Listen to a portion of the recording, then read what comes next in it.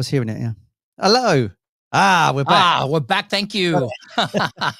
Wow. Robbie, I think we've been found out. We're not very professional, are we? Well, at the end of the day, at least we're live. That's right. Yeah. Could you imagine anything worse than just doing it while you were dead? It would be kind of like just... Oh, no, yeah. Boys, I can see you in the background there, so thanks for joining us. Thanks, mate. We got some guests coming up today. Anyway, right, so we were live. I think what happened was, I'm going to confess, I think it was my fault. I was listening to, I had YouTube on another streaming thing, and I think I was hearing myself go round. So we were live, and it was playing it through YouTube, coming through the headphones, and I was going, because it was looping, but I couldn't figure out why. So ignore that. If you forget that, we had a brilliant start. So yeah. It was great. Welcome to Chatting Sounds. Fantastic. Yeah, welcome along to this Sunday afternoon chat. Cool. So as per, let's carry on how we normally do. What have you been listening to this week? All right. Well, I went on holiday a couple of weeks ago, and I went down and I went to a boot sale, and I got some really good albums at a cheap price. Nice. And this album I love. I haven't had it in years. Some people don't like it. I do. Oh yeah, Wings. Venus and Mars by Paul McCartney and Wings, of course. Fantastic. Yeah. From what was it, 70, 75 or something like that? I think it was earlier. Yeah. I don't know, because I remember listening to most of those songs when Wings Over America came out. Yeah, the live album, and I got this, and it was like fantastic. A lot of people think that it's kind of like kids songs, really simple, and I love that stuff though. It's great. I mean, I think it's one of the first early concept albums as well. Really? Yeah. Elucidate. Go on, tell us why. Well, I just think it's got that Egyptian sounding sort of rock show idea, and I don't know why, but I always get like pyramids and sphinx in my mind when I listen to it. Well, yeah, I don't know why, but there must be a bit in there. I think it goes and it's the bit. There's something in there that makes me think it's Egyptian or something. Yeah, well, there's a song "Spirits of Ancient Egypt," isn't it? Oh, is that right? Okay, then. Yeah, that makes sense. But I think it's because of the symbolism of like the circles and all that sort of stuff. I think I don't know. Definitely. In my mind, it's a concept album, but one of the early ones, like when Dark Side was around and stuff like that. Oh, right, so I don't know why, but it's always been in my head that it's a concept album for some reason. But yeah, I like it. It's kind of simple. I really love Magneto and Titanium more. Yeah, it's a great song. I don't know why it's not played more. It's a lot of fun, and it's an interesting song, isn't it? Yeah, it's a really, really great song. And he wrote a lot of those in preparation for the tour he was doing, the world tour. Yeah, it's a good album. If people haven't heard it, they've got to check it out. I think. Yeah, definitely. Or they can just wait till November 5th. Maybe Paul will show up and play a couple of songs. We will talk about that later. Why? So it's just coincidental. We don't, before we go on air, we never talk about what we're listening to, do we? No, we don't. No, we hardly talk at all unless we're online. Yeah, we hate each other real life. But I was listening to this, which is the Beatles live. Star Club, yeah. So this album's a bootleg that was. So I think Apple own it now. I think they've bought. This is the 1977 release of it. Yeah. So this was my dad's. But yeah, so this was obviously come out in 77. It was a bootleg, and there's a whole argument about who recorded it. There's loads of people saying that the Beatles recorded it. Someone said that it just happened to have a microphone. But I think this is one of the best ones for capturing them in the early days when they were really raw and they were just playing. They were honing their skills, weren't they? Yeah, and there's lots of chatting and bits of swearing, and John's telling people to shut up and stuff like that. Yeah. And they do traditional songs too, don't they? They do. Yeah, I think Till There Was You was on there, something like that. Yeah. Oh no, Besame Mucho's on there. But it's a really cool album. You can hear the crowd shouting at them, and you can hear the just the audience being crazy and being really abusive. And then you get the feeling that because it's 62, I think that was the end of their contract there, that they didn't actually want to be there. Yeah. You've kind of got that, let's get through this and get home. Had enough. Idea. Yeah. But there's a whole, if I can find it, there's a guy called Andrew from Parlophone, I think it's called, and he does Beatles albums and box sets, and he goes through them like in depth. And there's a whole 20-minute video just on this album, and he goes right into, and it's brilliant. So if I find it, I'll put this as a tag so people want to find out more about it. But it's a great album. This is what they need to use the new AI separation technology on, this album. Yeah. They need, they need to buy this. Apple needs to buy this. Then they need to run it through all that stuff and strip out all the room noise. All the hits. Yeah, and then you'll get a real sense of the Beatles playing live. I think they've bought it now. I'm sure they bought it. They got offered it in the 90s. I think they said no, and then someone released it again because once this tape was out, it could be released millions of times. So I think there's about 7 copies of this album, but this is the one that people recognise as the main thing. So yeah. this is what I've been listening to this week. It's Yeah. a bit scratchy and it's a bit rough, but I really like how raw it is, and you can hear the early Beatles and their Yeah. And it's unusual for you, isn't it? Because you're not the biggest fan of the early Beatles. You like the more developed stuff, don't you? Oh yeah, from Rubber Soul onwards. That's when yeah. absolute genius. Apart from that, I just think it's all sort of just fluff, and it's of its time. I mean, it was of its time. Don't get me wrong; they needed to do what they were doing to get noticed. But I think that's when they were really, really important, and when they were really special. So yeah, that's what I've been listening to this week. Anything else you've been listening to? No, that's it. I've only listened to. Well, you know what? I actually wanted to listen to. I don't know. It's kind of like I forget what they call it, but there's this band. And the song has been playing on a lot of pop radio stations forever. It's always playing. Stacy's Mom, do you know that song? Oh yeah, Fountains of Wayne.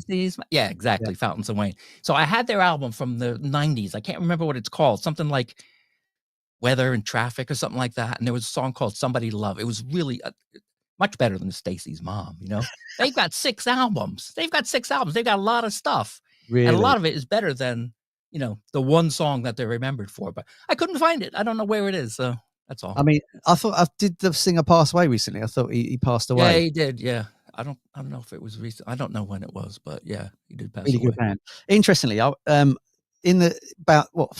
weeks ago, I was in London, and there was a free gig by Maiden Cider, and they had some bands coming on, and they had some Scouting for Girls. I don't know if you remember them. They had the song. Yeah. Well, it was one of the things where they said, "Do you want to go?" And I was like, "Yeah, it's free. Let's go, and it'll be all right. If it's rubbish, it's rubbish. It's free. It doesn't matter." Exactly. Anyway, they come on, and they were brilliant. It turns out they were brilliant live. And they did a song. I think it was called like Fireball or something like that. And it came out the same week as Stacey's Mum. And they realised when they were going to release it that week, it sounds exactly the same. Really? And melody, and they'd accidentally written the same song. So that scrapped the entire song. So you know, thousands of pounds went totally down the toilet. Yeah, jeez, wow. In one go. But they were really good. And interestingly, I interviewed a guy called Simon Williams that runs Fierce Panda, and he had Scouting for Girls signed to the label, and he was saying that they were really good at playing the pub circuit. They didn't want to go straight to the bigger stadiums. They wanted to do all the terrible stuff first, and then, you know, finally get signed. And I think it pays off because they did play brilliantly. We should quickly add as well, if anyone's watching out there wants to say hello or contribute, if you message on whatever system you're listening to, we can read it in the comments. So if you want to say hello or give us something to talk about, feel free to, or if you think I disagree or I agree, you know, just let us know what you're thinking about. That's it, yeah. But our glasses can't change. That's the only thing we can't change. Yeah. Well, that hat, mate. Maybe. Yeah, that's the hat. So I'll be listening to this as well today. Wow. A bit of Cosby, Stills, Nash. Oh yeah, fantastic. Before young. Great album. You know, Laurel Canyon magic, as they say, where they were all living in. And then Henry Dukes took this picture, and they went there and did this, and they weren't happy with it, and then went back the next day, and the house had been torn down, the sofa was missing. So that's right. Yeah, it was a picturing time because that house was gone the next day. Yeah, because I think they weren't happy with it because it wasn't Crosby, Stills, Nash, and Young. It wasn't Crosby, Stills, and Nash.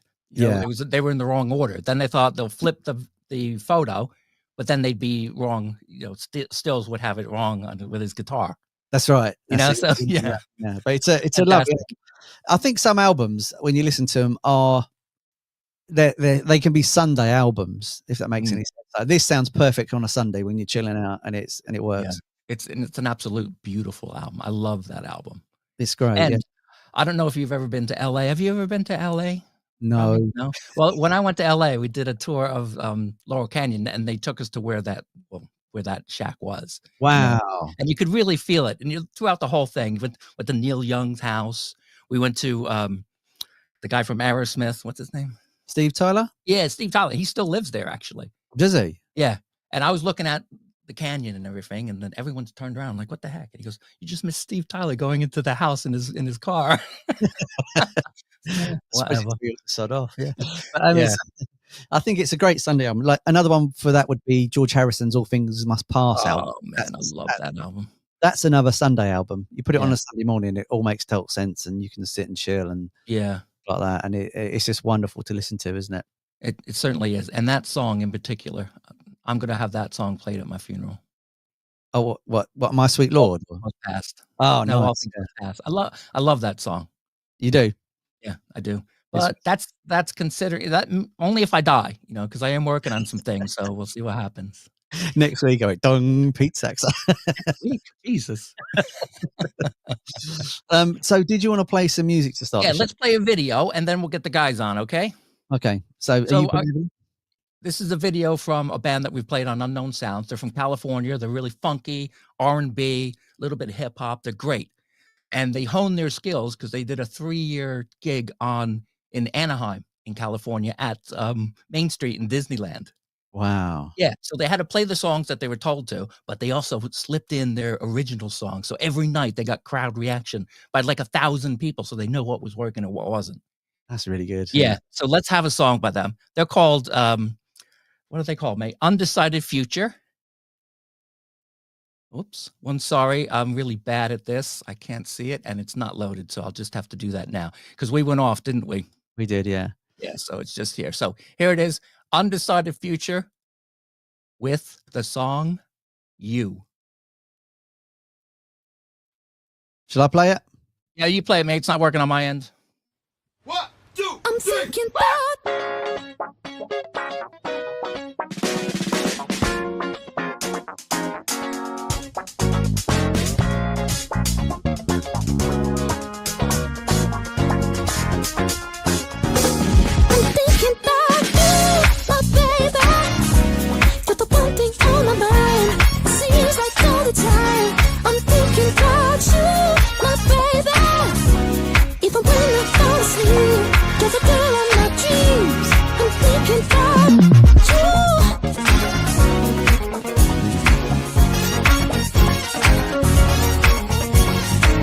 stacking more than commas, hit after hit like a taking trips to the Bahamas. Got a ticket, baby, to the Amazon. Baby girl, my lioness is telephone number 1. Pussy can holler back at any time.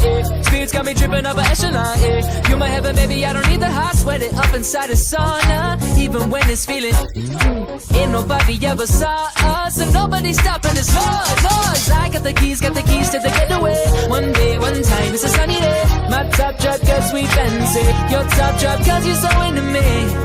Talking on the phone, hang up all alone, but even on my own, I'm thinking about you, my baby. You're the one thing on my mind. It seems like all the time. I'm thinking about you, my baby. Even when I fall asleep, you're the girl of my dreams. I'm thinking about you.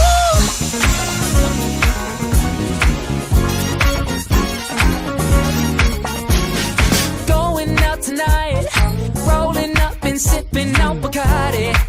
She's getting hot, yeah.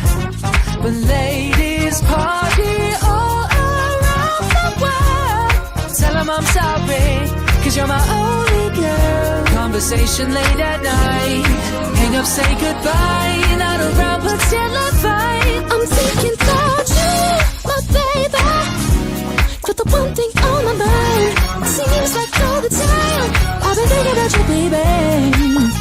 Oh, even when I fall asleep, you're the girl of my dreams. I'm thinking about you.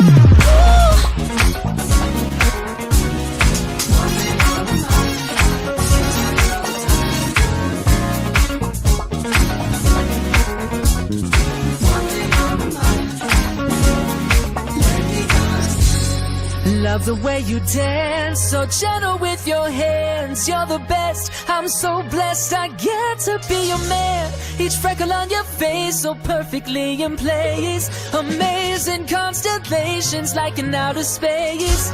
Cuddle close at the movies, laughing at the sad scenes. The way you smile in my nose, sleep perfect way before you leave. I was wondering if you're free for the rest of your life. Come spend it with me, cause there ain't no one like you, my baby. You're the one thing on my mind. It seems like all the time I'm thinking about you, my baby. Even when I fall asleep, you're the girl of my dreams. I'm thinking about you. Come on, baby, here is my kiss me, baby. Ooh, relax, sit back and trust me, baby. Ooh, come on now. And when I get home tonight, and you can count on that. I just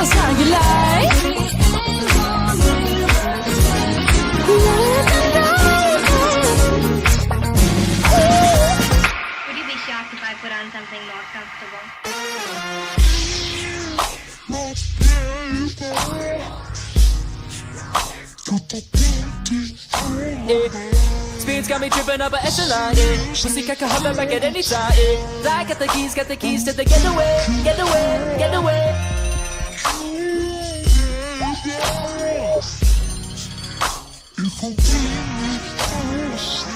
You my heaven, baby, I don't need the hop, yeah. Nobody's stopping this, no, yeah. I got the keys to the getaway, getaway, getaway. Wow. I like it. It's got a very sort of Bruno Mars funky kind of style type thing going on. That's really cool. Yeah, definitely. And right in the beginning, it could be a Prince song, couldn't it? It's like, oh, it's really cool. Yeah, it is. Yeah, it's really, really cool, actually. I like it. Yeah. Yeah, I like those guys. So where they're from? California. Oh, from California. Yeah. I like from Anaheim. Santa Ana, I think it's called. Yeah. Yeah. It's cool. I mean, it's got like a sort of funky Bruno Mars vibe, bit Prince in there as well. Yeah. Going on, yeah. Yeah, a lot of different influences. What they did was the whole band comes from really different musical interests, you know?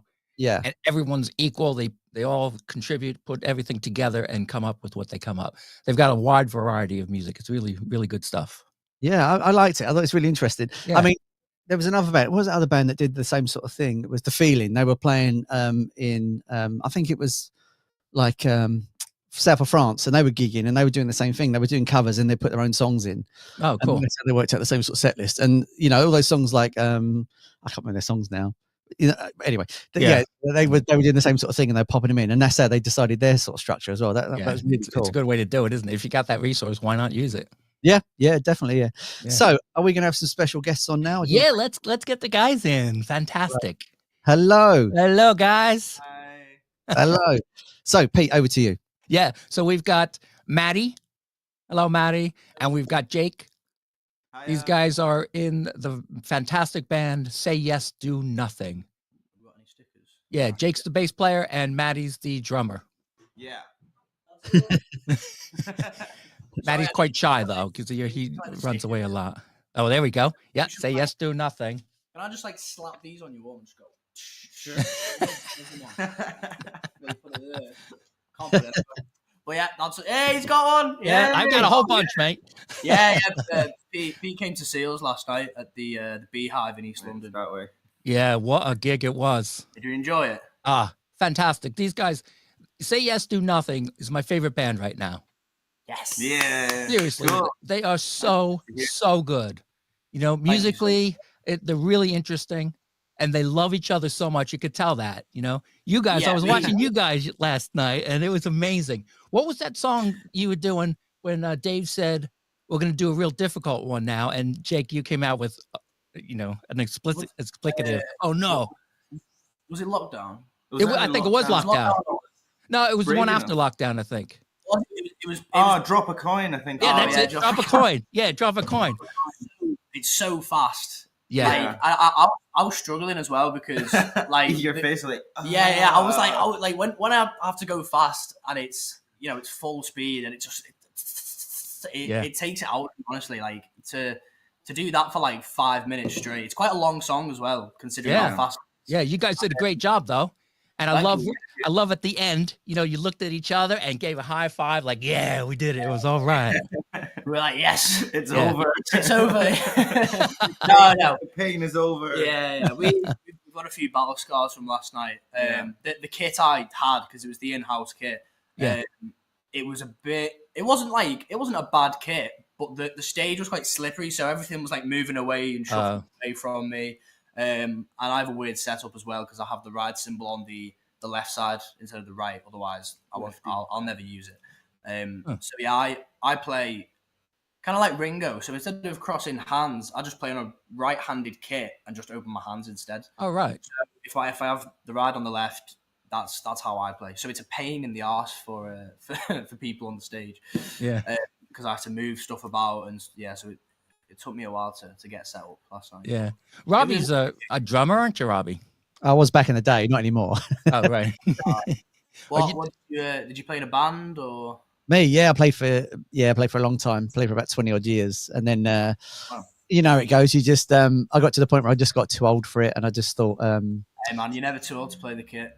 Yeah, true. Yeah, and then I had this excuse me, I had this beautiful drum kit that I had for about I don't know 15 years, and I just somewhere along the line I lost it, and I was like, that's it, I'm not playing anymore. And it was yeah, I had a choice of walking to work for 6 months or buying a motorbike, and I picked the drum kit. You can't ride a drum kit to work. No. And then I had it for many years. Then I lost it, and I just got heartbroken. I was like, I just can't do it. But yeah, like I love playing drums. So let's go back a wee touch. When did the band start, and how did you start? So it's a weird story. So it was me first, and then Jake joined a few months afterwards. Yeah. So Paul, the old bassist, he moved back to Germany. So we didn't have a bassist. He basically asked me. He said, "Hey, I'm in this band. We need a drummer. There's a gig in like a few weeks. Do you want to do it?" So I was like, "Yeah, sure." One rehearsal later, with about I think 7 or 8 songs. Yeah, we do a gig actually not far from where Jake lives in Haggerston. It's called the Stag's Head. It's a nice venue. And me, Paul, David, and Dan, we did that. Jake came to watch, and I think straight afterwards, Paul said to David, he was like, didn't he? Yeah, Paul was like, yeah, Jake plays bass. You can ask him if he wants to join. And then I think David came up to me. I'd never met David before, and he came up to me. I had a beer in my hand, and he's like, "Do you want to play bass for us?" And I was like, "Yeah, sure, sure, yeah." And said yes on the spot. Yeah. Nice. So the band was formed. Yeah. The rhythm section was made. David, so how long are we talking? How long's the band been going? We joined in like April, I think. April, even. Something of like April time, I think. Like in the summer. This summer just gone. I think. No, it was that, and then it was a band quite long before I even moved to London, because I only came lockdown, I think, as well. Yeah. So I came to study in London doing audio production, and that's how I met Paul, basically. So that's the connection. And me. And you, yeah, and you. Yeah, no. So Say Yes Do Nothing was David and Dan, the 2 guitarists. And I think they had a few different drummers, different bassists. So they never really, like, they were doing gigs and a bit of recording and stuff, but it's only like now that, we've actually been able to gig like regularly with like monthly gigs, recording and stuff. So it's quite a new thing for us too, but for David and Dan, this goes back to like, I don't know, how long has it been going? Maybe 2 or 3 years, something like that. I think it was before COVID, like 2019, 2020, I think. Yeah. I don't think we've actually asked him when he made the band. We're not really.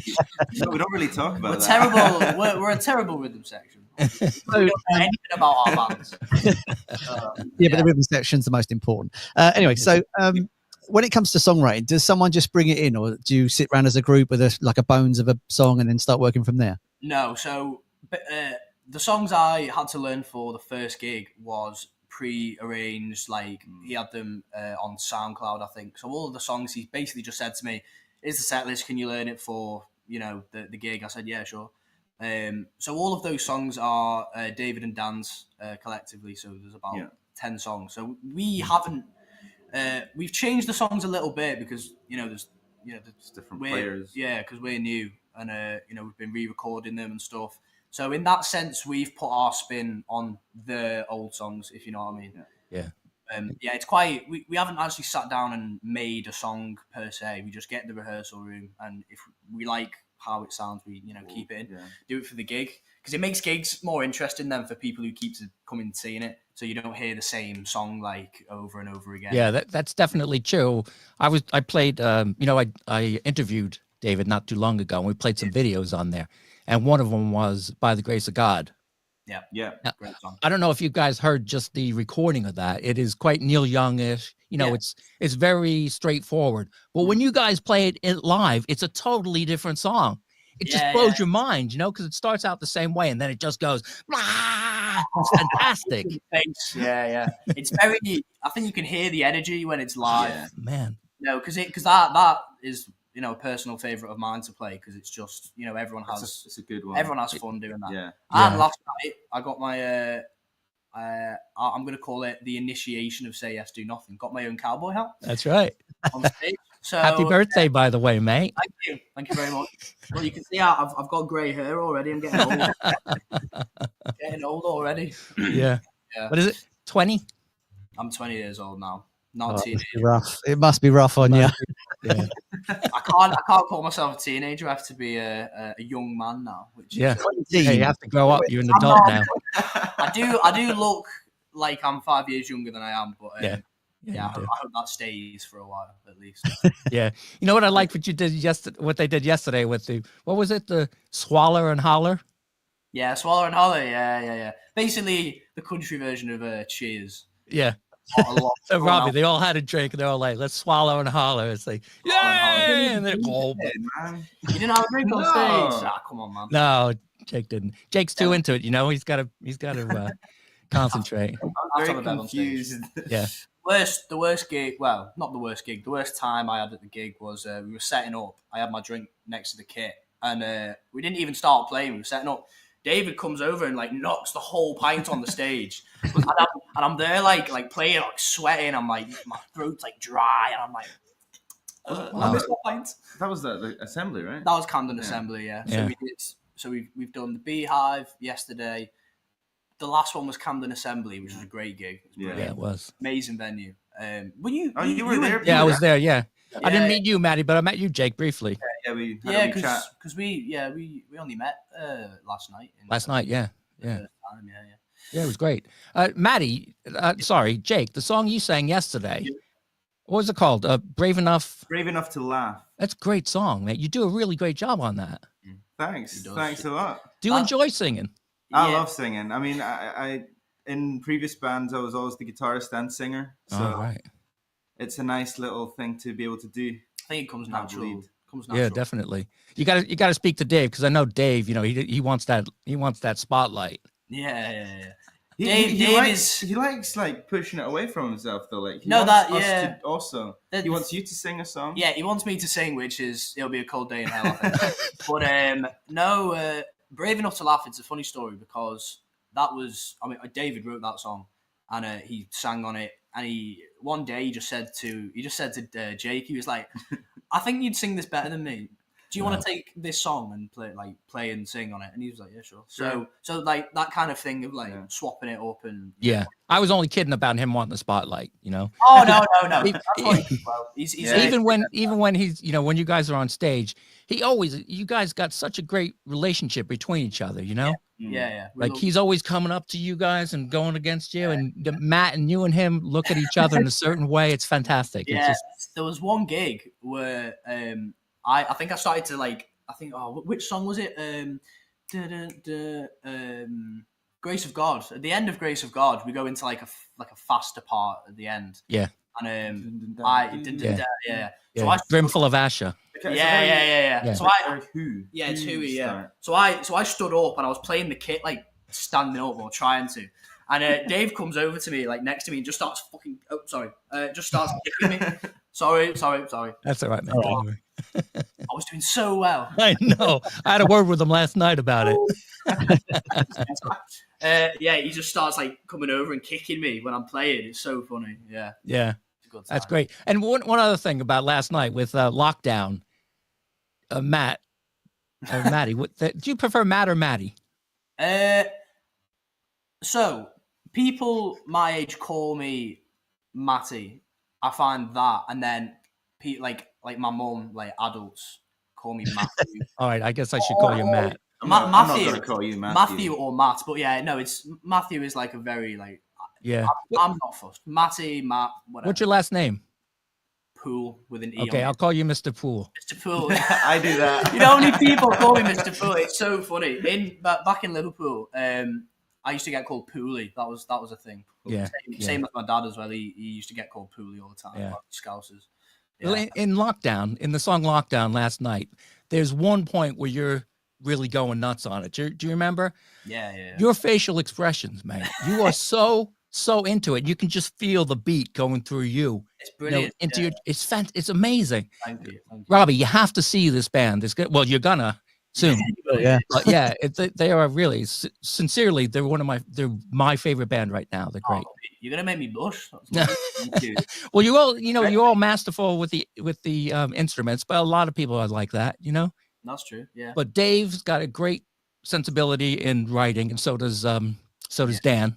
Yeah. And when you come together, that relationship really matters, Yeah. And it also shows like in David when we're doing these songs, he does like he trusts in us to like.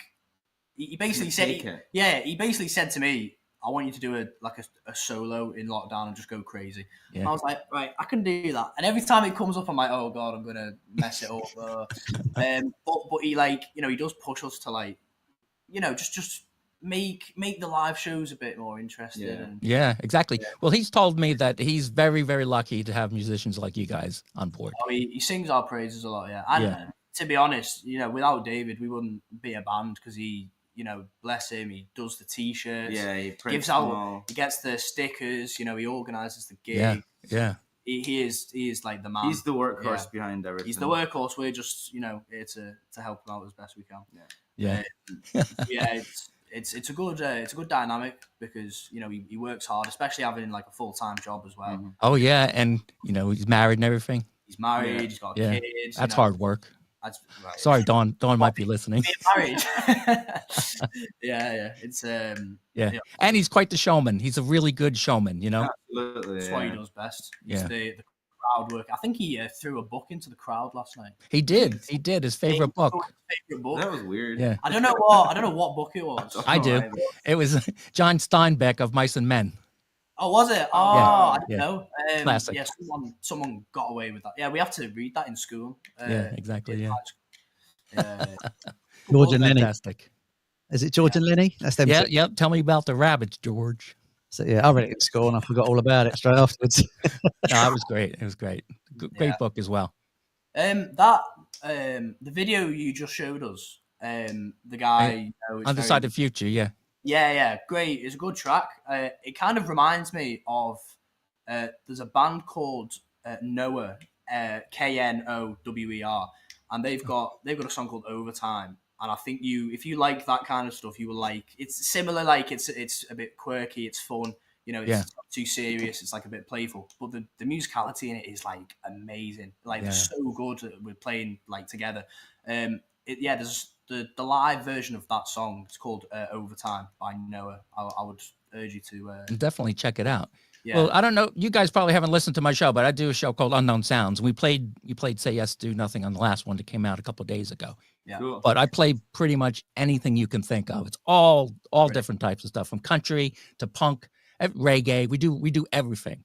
So we kind of like to mix it up, Yeah, that's like our band because when someone asks us, what kind of like band or like what music do you play? It's quite a weird one because it's not really anything like directional. Specific. Yeah, it's like a big fat merge of like punk, rock, country, yeah. Which hence the hats and all that stuff. Kind of and the holler and swallow. Like wading through waters, maybe even gone into like bluesy. Yeah, definitely bluesy. Yeah, by the bridge. Yeah. Each song has some kind of like its own texture, really. Umbrella. Yeah. So we've got like the country songs like Hit the Top. Yeah. Wading Through the Water is brilliant. That's one of my favorites. Yeah. The guitarist likes to write the quite 60s bluesy like riffs, things like that. And they're some of the most fun songs to play. Well, we've got a little video of you guys playing UK Trains. Should we play that? Which one? It's from Fiddler's Elbow. Oh yeah. Oh, right. Yeah, the Fiddler's Elbow. The camera was like the camera team did a really good job. Yeah. Robbie, do you want to play that one, Rob? Let's do it.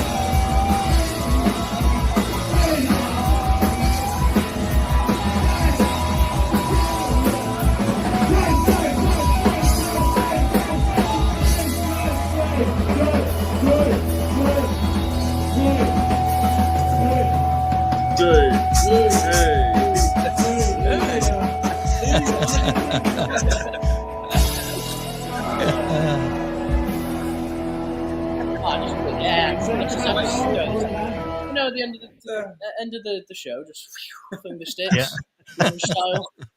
Yeah, fantastic. I like it. It's really raw, really noisy. Yeah, fantastic. Yeah. Keeping it traditional. Yeah, such a great show.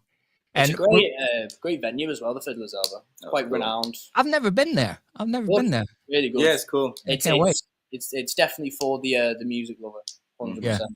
I haven't been to. It was first time last night at the Beehive. Yeah, we've never been there either before. We never heard of that place until we went there yesterday. It's a very small venue, isn't it? Yeah. Mate, it's like it's nice and cozy. It's probably the surface area of this rug down here, and it's not very big. Like the stage is about the same size as where the people are allowed to stand. Like exactly. It's just like a cube of sound. It's strange.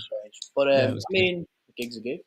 I mean, it's like when you get these classic venues that you read about. I think it's I can't remember which one it was. I made and played there, and then me and my band played there. We got there, and the stage was like a postage stamp. Yeah. Like, all these classic bands have just played on this tiny little square. It's amazing. It's exactly. Yeah. We do prefer. Well, we favour not rooms that are like too so big so that you can't see the audience, because then you can't really, you struggle to get the interaction, or you've got the big metal barriers in front, and it's like you feel a bit disconnected. But when you properly with the people watching, and you're right next to them, singing in the face, David goes out on out into the crowd and starts playing and stuff, has a little dance. Yeah, that's the best kind of gigs.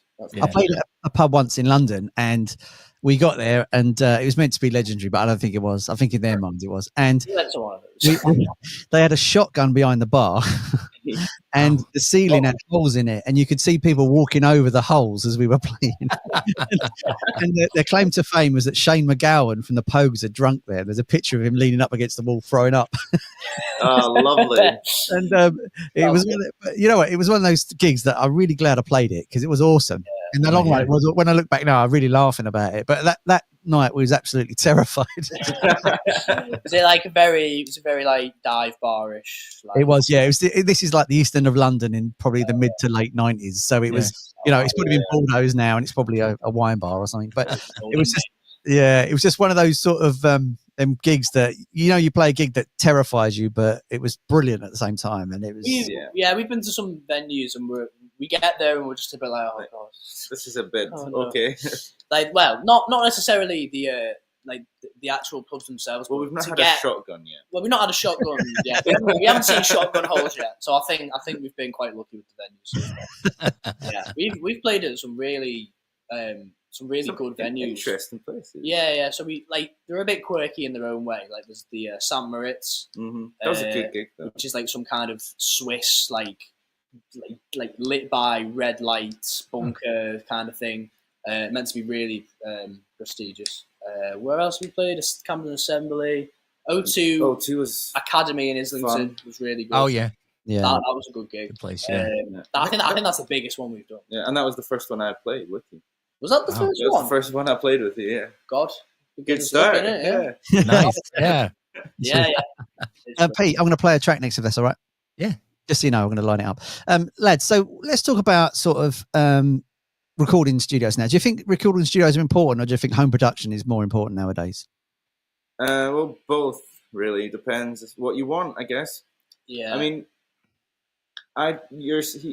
so Matt's studying audio production, and I've just finished my studies.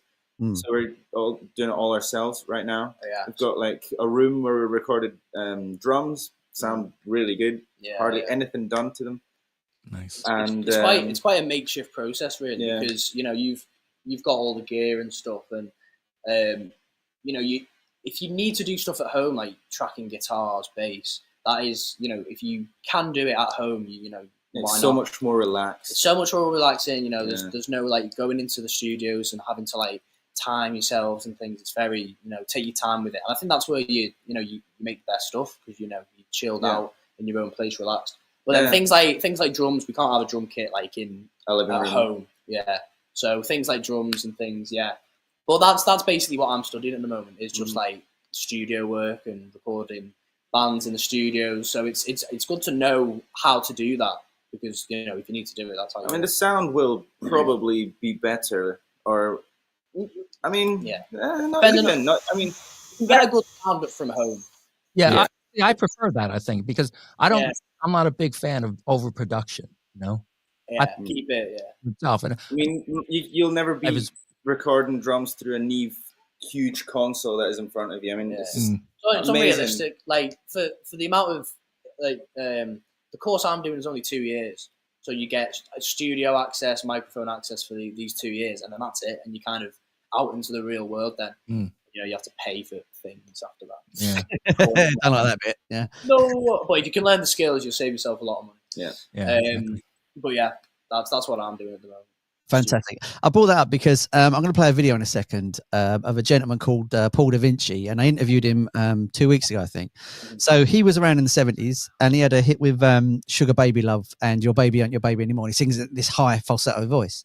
And we were talking about the music industry, and to cut a long story short, he sung on something and then they played it and he didn't get the credit. But he was talking about modern recording techniques, and he's been recording a lot of stuff in his home. So I just want to play you the track that he sent me the other day. Now I've got to be honest, I made this video last night because there was no video with it, so you got to ignore the video. It's me just messing around just so there's something to look at. And you might hear me talking right at the start because I just nipped it off these interview. But I'm just going to play you Paul Da Vinci's track, and I'd love to get your thoughts after about what you think of the track as well, because it's he's not actually released it yet, and we're the first people to hear it, so it'd be fantastic. So is this track home recorded? Or is it studio recorded? I think home recorded. I think it's home recorded pretty much. Yeah, mastered. Yeah. We'll see what it sounds like.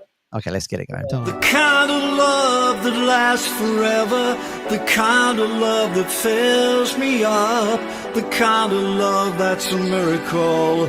That kind of love could save the world. The kind of love that makes me sing. The kind of loving that you bring. I only need that kind of love.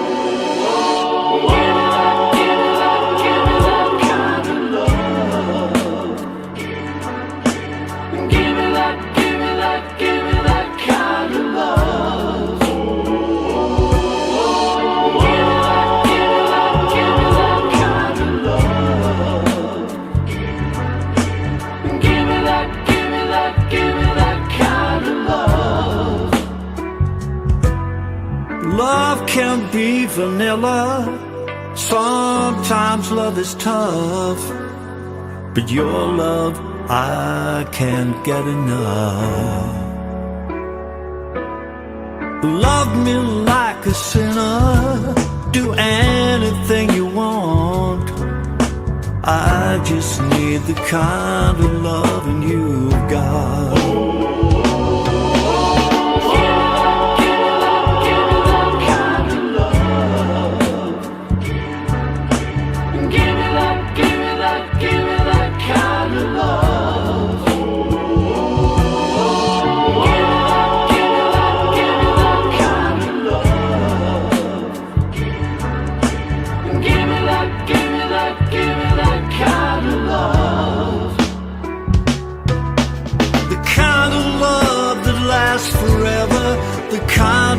That fills me up, the kind of love that's a miracle.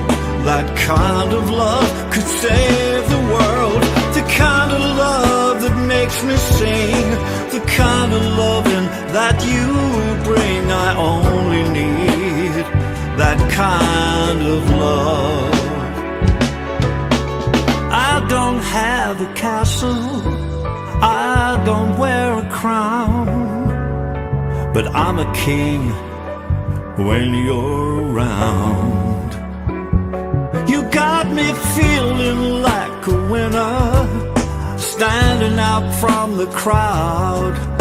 I can't believe this love I've found.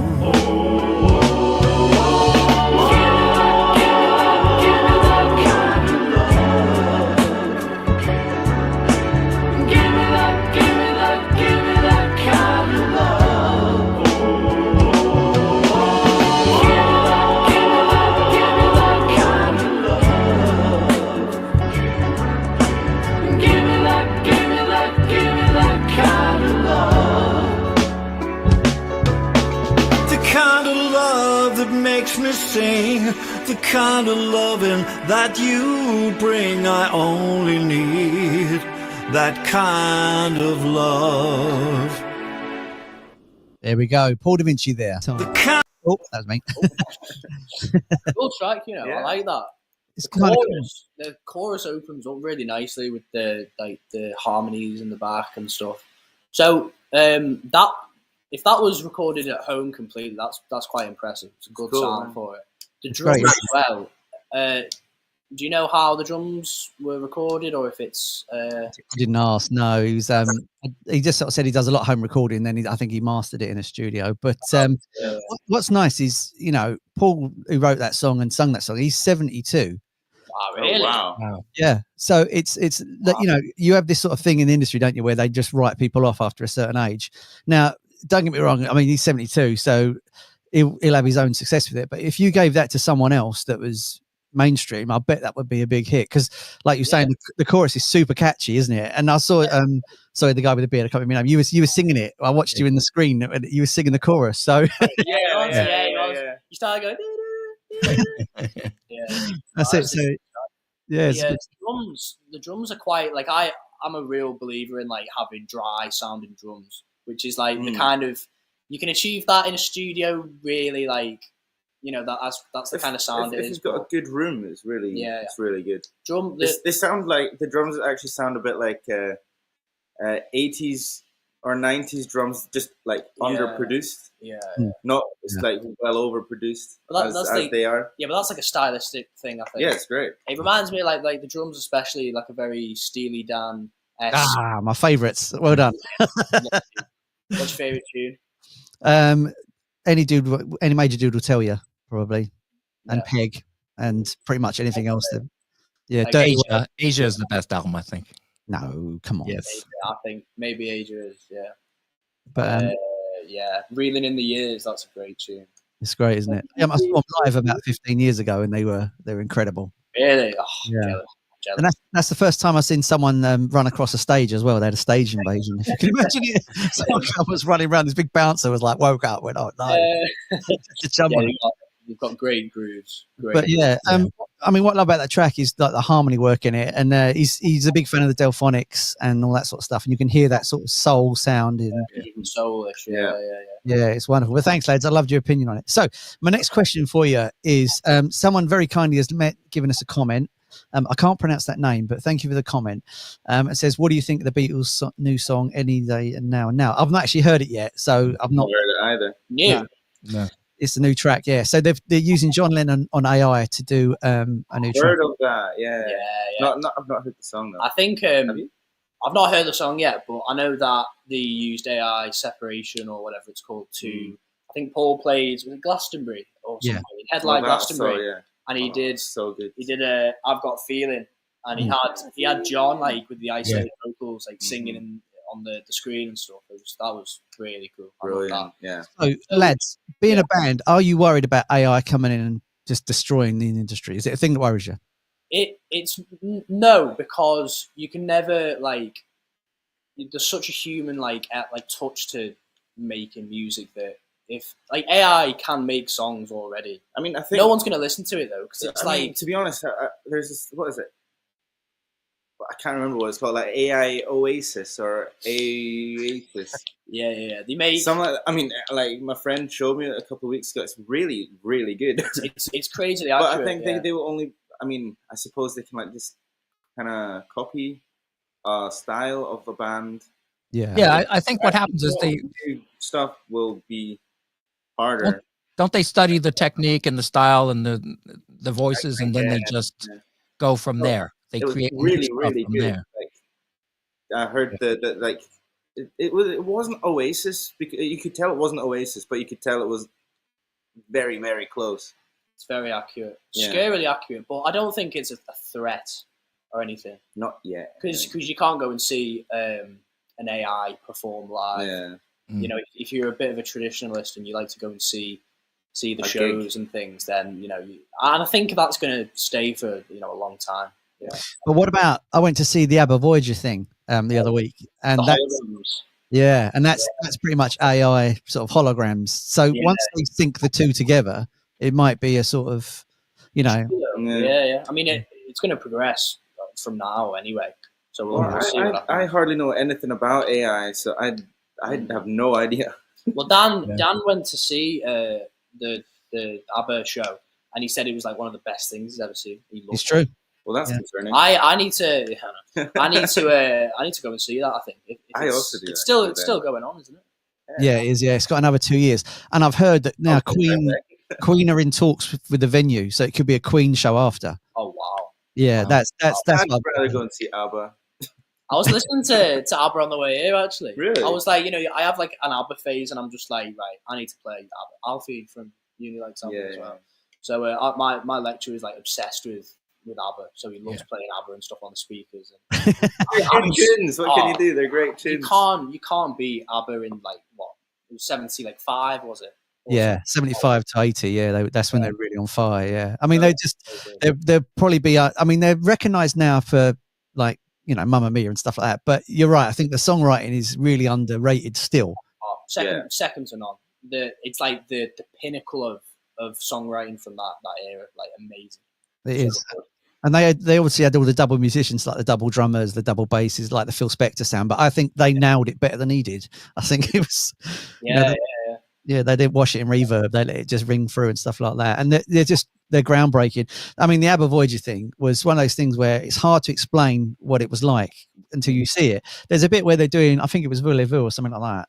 And then it's like level, and then it turns this way. And then but your brain can't process what you've just seen because they're supposed to be this, like, you know what I mean? Like it's not screen. If it was on the screen, you would get it, but because it's live. And then the funny thing is right at the end, they come out as they are now, waving, and you end up like clapping and waving back at them, and you're like, funny. Yeah. You waving at a stage, knocking on it. But what's lovely is they've thought about it carefully, and they have a live band on the side. So there's a live band playing along with them. So at least there's a musician in there somewhere. It's not all backing tracks and the AI. It's great. Pete, sorry, mate. That must be a good gig for those musicians. Yeah, because it's twice a day. Playing ABBA every night. Yeah, twice a day, every day. Also, the money's. But also, I think it's a great performance. It's a great show. But when you go see a live band, there's interaction, isn't there? So your set would change every night, wouldn't it? You'd adapt to the audience and, feed off them, and they would feed off of you. With something like that, with AI, that's not going to happen. No. Sorry. I mean, first, I just got to say hello to Ian Ollie, who's watching. Hello, Ian, by the way. He's just messaged you. But the thing is, once they start syncing up the like I said, the visuals to the AI, they can hit random, and it will mess that up. I think it's a really dangerous threat that's coming, and I'm worried about it. I just think it just won't kick off. Like there's always like playing the music is like only 50% of the job. Like the other 50 is like putting a show on. It's two different skill sets. I mean, there are also people who just enjoy playing, so that won't get lost. Yeah, no, like it can make money. I'm pretty sure, like the ABBA thing. Yeah, but it's not about that sometimes. Like on a large scale, big companies, maybe they'll go into it and sell loads of tickets for AI shows, whatever. But there's always going to be the traditional like band setup. You go and see a band because that's that's what I'd do. I agree. That's the heart of it. I think. Yeah, it's Pete, if you want to cue your next song up, by the way, next video. So lads, you're going to play at the Hope and Anchor next month. Are you excited about playing? Absolutely. We're always excited. Yes. Yeah. It's a new venue. We've never been before. I feel like I've been though. Hope and Anchor. Hang on, we might have. Wait, is it in Camden? It's in Islington, right off of Upper Street. Maybe that's why. I mean, if it's in Islington, we probably. Yeah. It's a classic venue, mate. Madness made some videos there. U2, that was the first place that U2 played in London, famously to 6 people. Isn't it like just across from the station? It's little. No, that's the garage. Right.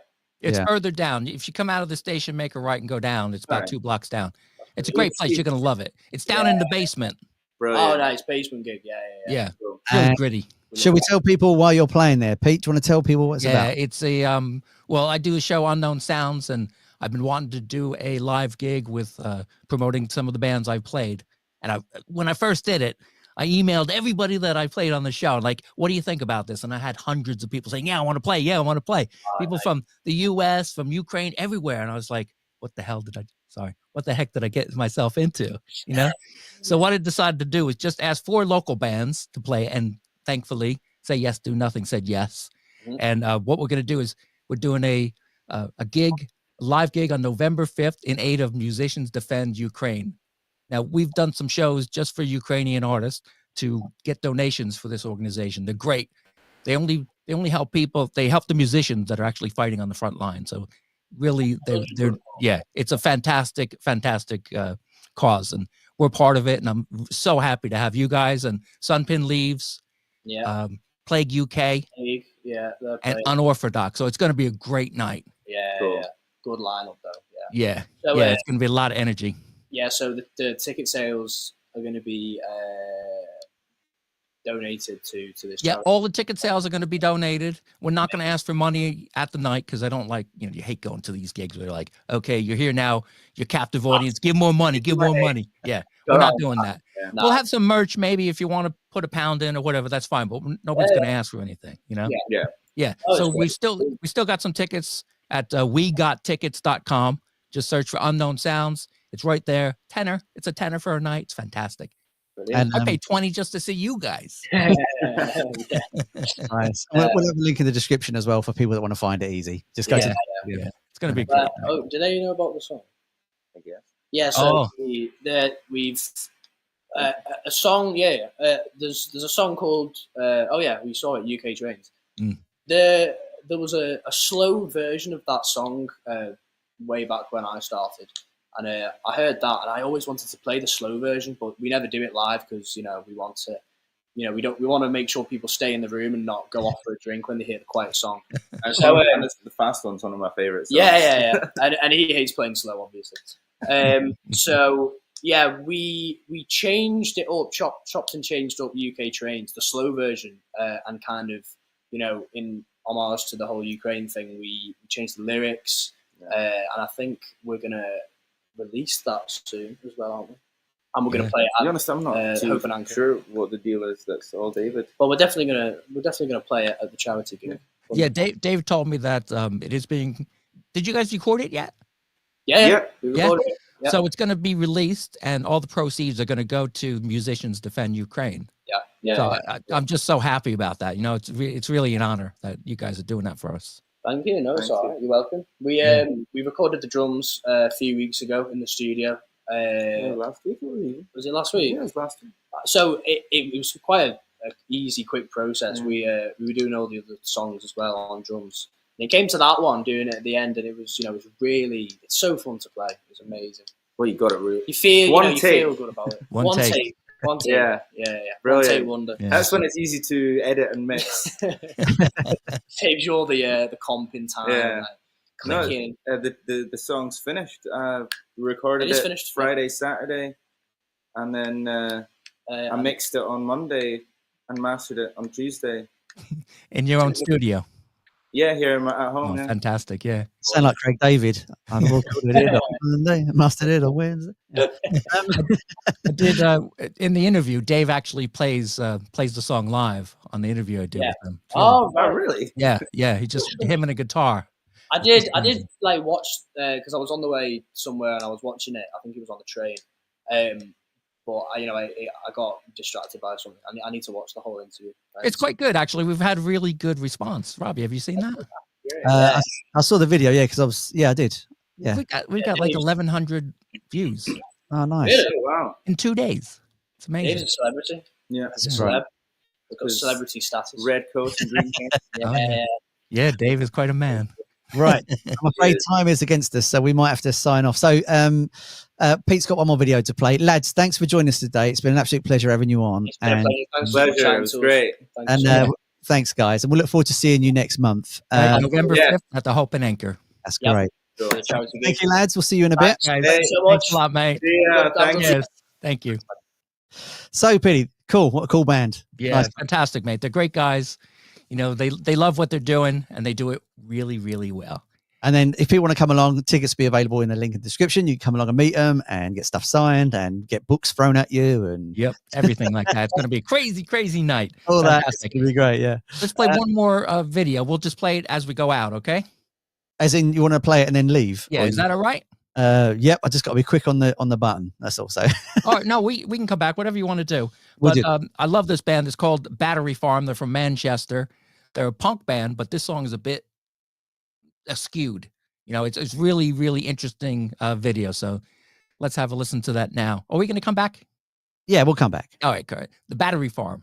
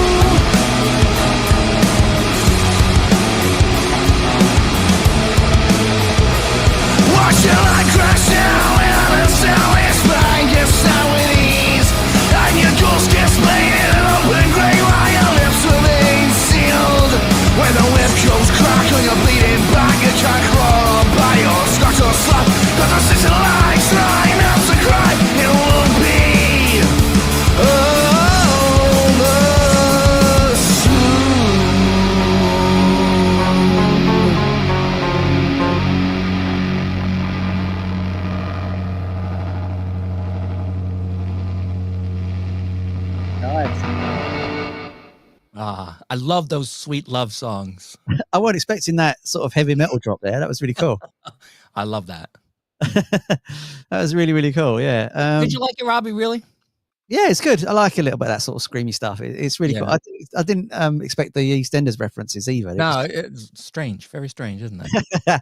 It was but really they were good. all out like punk. You know, their first album was really vicious and visceral and just angry. Yeah. But they've developed a bit, and that's an unusual kind of song to hear from a traditional punk band. Yeah. Yeah, I really enjoyed them. I like it. We'll stick some links for the description for them as well, so people can find them as well. Very cool. Hello to Becky. She's watching. She just messaged and said, I'm watching as well. So hello to you. Becky who? Becky Williams, my lovely girl. Oh, hi, Becky. Nice to see you. Said she watched as well. It's fantastic. Yeah, thanks for watching today. Don't forget to like and subscribe to both channels, Unknown Sounds and Chatting Tracks. If you for Pete plays unsigned bands, and I don't play anything. I interview people. What do I do? Yeah, you're not allowed to play videos. I do live streams and all sorts of stuff. So you could check it out as well. Next month is extremely important. It's going to be great. And if you can't make it, if you could donate as well, that would be fantastic. There will be links to both of those on the bottom. And thanks for joining us. And I don't know if we're going to go live next week or not. I'll take it. We'll put a post up. See what happens. Yeah, we'll wing it and see what happens. Because we're old, just crazy guys. We come and go as we go with the flow. We'll see what happens. We like to be in bed by 8. So as long as very cool. All right, mate. All right. Thanks for watching, people, and we'll see you next time. We'll see you next time.